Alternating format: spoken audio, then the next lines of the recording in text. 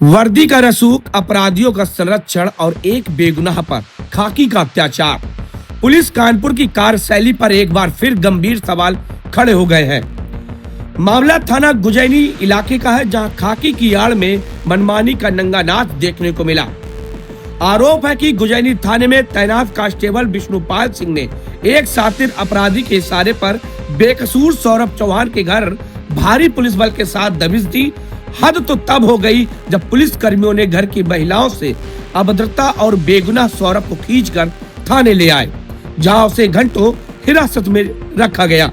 हैरानी की बात तो यह है कि 6 अगस्त को हुई पत्थरबाजी के मामले में FIR नामजद दर्ज की। आरोपी का नाम, पता सब पुलिस की फाइलों में साफ लिखा था, लेकिन इसके बावजूद एक बेकसूर को निशाना बनाया गया। जब पीड़ित ने अपनी बेगुनाही के पुख्ता सबूत दिखाए, तब जाकर थाना प्रभारी ने उसे छोड़ा।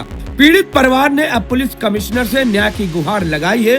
खबर यह है कि आरोपी सिपाही को पुलिस लाइन अटैच कर जांच बिठा दी गई है, लेकिन सवाल वही है कि क्या आखिर कब तक वर्दी की आड़ में छिपे ऐसे खाकीदारी पूरे विभाग को सर्वसार करते रहेंगे। क्या नाम है? मेरा नाम सौरभ सिंह चौहान है। मैं पनकी थाने का रहने वाला हूँ। क्या घटना हो गई थी? घटना ये हो गई थी कि मेरे घर पर 10 तारीख को अभी पुलिस आई थी गुजैनी थाने से, जिसमें विष्णु सिपाही शादी वर्दी में आए थे। उनके साथ कम से कम 10 से 12 पुलिस वाले आए थे। मैंने पूछा कि आप यहाँ क्यों आए हैं, तो मुझसे बोला कि तेरे भाई ने वहाँ पे पथराव किया है, उस विषय में आए हैं। तो हमने कहा कि कब की घटना है? तो उन्होंने कहा 6 तारीख की घटना, सुबह 3:10 की। हमने कहा आपके पास कोई प्रूफ है? तो उन्होंने कहा हाँ मेरे पास प्रूफ है, तेरा भाई CCTV में आया। हमने कहा मेरा भाई उस टाइम एक ढाबे में 3:10 पे खाना खा रहे थे, उसके मेरे पास प्रूफ है। तो बोले कि ये सब प्रूफ नहीं मान्य होंगे, ये सब प्रूफ कोर्ट में दिखाना जाके। तो हमने कहा कि भैया इस तरह क्यों मेरे भाई को फंसाया जा रहा है? यहाँ आकर आप ना कोई आपने नोटिस दिए, ना किसी प्रकार की सूचना दी, और आप यहाँ पे चले आए, तो ये तो बहुत गलत है। किसी तरह से फंसाया जा रहा है, किसके कहने पर आप आए? तो वो मुझसे लड़ने लगे, मुझसे चिल्लाने लगे, बदतमीजी करने लगे, और जबरन हमको गेट खुलवाने की धमकी देने लगे कि अगर गेट नहीं खोलोगे तो अभी और फोर्स बुलाएंगे और यहाँ पुलिस वाले आएंगे, तब और बेइज्जती होगी। और मेरे माता पिता को बदतमीजी करने लगे। मेरे पिताजी बीमार रहते हैं, उसके बावजूद इन्होंने मेरे पिताजी के साथ बदतमीजी की। मेरी बहन थी, उसके साथ बदतमीजी की।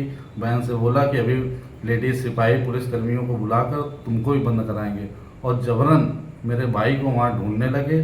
जबकि मुझे पूरी जानकारी है कि ये लोग किसी ना किसी एक पनकी के बहुत बड़े हिस्ट्री सीटर के कहने पे यहाँ पे आए थे, जिसकी ना कि हमको कोई नोटिस दी, ना किसी प्रकार की जानकारी दी।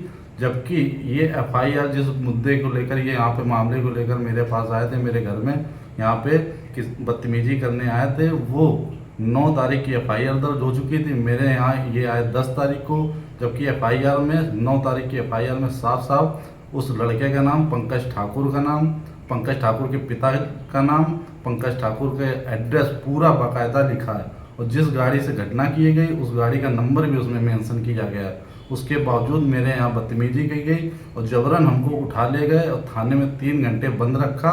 जब मैंने वहाँ साक्ष्य दिखाए, तब इंस्पेक्टर साहब ने हमको वहाँ से छोड़ा।